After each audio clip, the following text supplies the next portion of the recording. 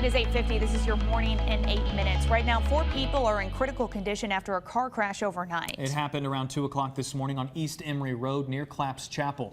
Rural Metro was on the scene this morning. They say all 4 people were taken to a trauma center, 1 flown via Lifestar. We'll let you know as soon as we have new details.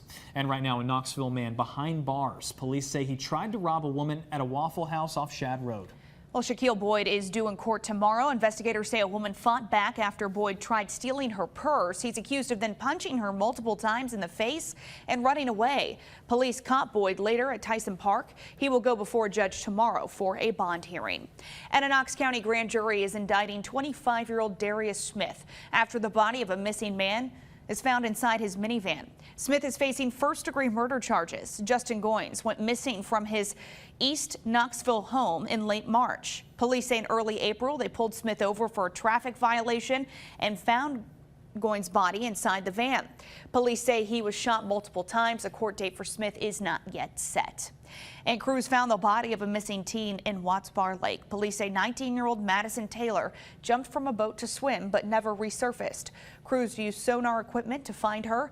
They took her body to the Ray County Medical Examiner's office. And take a look at your screen. East Tennessee Valley Crime Stoppers need your help figuring out who this is. Police say this man used a stolen credit card at the Total Wine in Turkey Creek in West Knoxville. He also used the card at other locations in Knoxville and Lenoir City. If you recognize him, you can submit a tip to Crime Stoppers and remain anonymous. We've got their info for you on the WVLT News app. And happening today, the company behind the cleanup of the country's worst coal ash spill in Roane County will go before the Tennessee Supreme Court. Jacobs Engineering was in charge of the cleanup in Kingston in 2008. Since then, the company's faced dozens of lawsuits from workers and families blaming the company for illnesses, even deaths they think came from being exposed to the chemicals in the coal ash. Today, the court will hear arguments in the company's latest challenge against the lawsuits. So far, none have made it through the court system.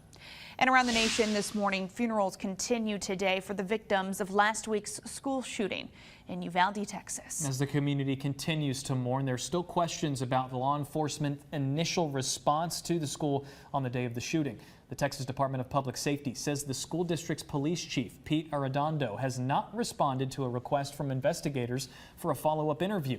Police originally said the gunman entered the school through a door propped open by a teacher. CBS News has learned now that the door had actually been closed but did not lock. Texas Governor Greg Abbott declaring a state of disaster in Uvalde that allows state and local resources to continue to assist the community. And this morning, 4 people are in critical condition after a mass shooting at a party in Charleston, South Carolina. This happened late Monday night. In all, 10 people were shot, including a 17-year-old girl. Police say 2 shots went into a police officer's cruiser. 1 officer and 2 sheriff's deputies are hurt, but they're expected to be okay. So far, 2 people were arrested for assault, another for disorderly conduct, but no one is arrested for the actual shooting. And around East Tennessee, heads up if you're going to hit the water today. The Tennessee Valley Authority in the process of releasing a ton of water from their dams after all the rainfall we've got over the past week. Here's a live look from Douglas Dam right now. This means currents going to be pretty strong, so watch out for floating debris. Make sure you wear a life jacket.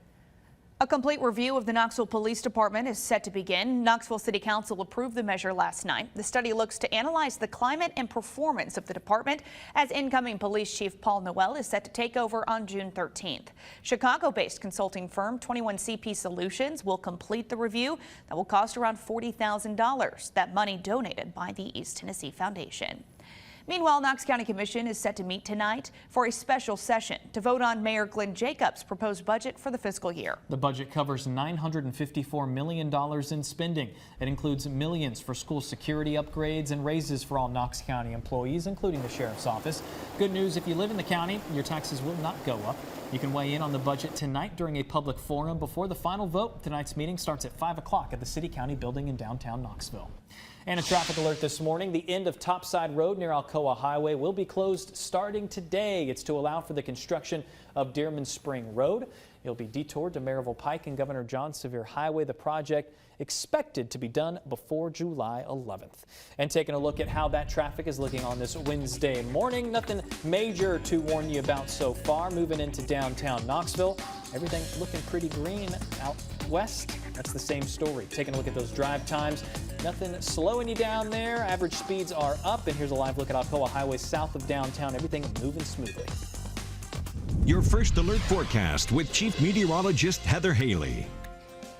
5 minutes to 7. And now let's take a close look at how much rain you can expect with that cold front tomorrow. Again, adding it all up, with it being a broken line to begin with, and we got that choppy, scattered, moderate to heavy rainfall. You can see a difference of about 1/5 of an inch in parts of Knox to 1/2 inch in parts of Knox to Loudon. That 1/2 inch band up into the Smokies. So that's where we have some big ups and downs, especially in the valley to mountains, because it comes in with a little bit heavier rain. So very isolated 1+ rainfall along the plateau at the Tennessee-Kentucky line. Most of us still fall in that 1/4 to 1/2 inch, and then it's continuing to break up as it moves east, and that's where we get that choppy kind of 1/10 to 1/4 far northeast Tennessee, isolated 1/2 inch mountains at spots of the valley to far north and east. So right now we can just hang out with the mostly clear views, the haze, the humidity before that front gets here tomorrow. So that's why we're seeing the fog this morning, is that humidity. Dense fog now over Madisonville, right around Watts Bar, Meigs Ray to Bledsoe, hazy throughout Knox. A little bit more fog right now in La Follette, mostly haze and a lot more of it this morning,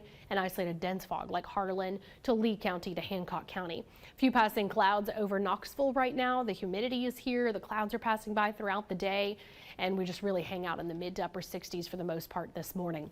When it comes down to your planner, having that mix of sun and clouds, those stray pop-ups using that humidity, 84 at noon with a high today of 90, and just that light breeze. Again, it's a stray pop-up today, so most of us stay dry. We all stay hot and humid. Here's a quick look at those stray downpours and storms developing, then that scattered front tomorrow, and then we end the week with that dip in temperature and humidity. So we got something to look forward to here over the next couple of days. Yeah, just one more day. You got to get through it. Remember your water. Remember to stay inside if you can. Yeah. Of course, if you work outside, you can't. So just be careful. Yeah. All right. Thanks so much for watching. We'll see you over on WBXX.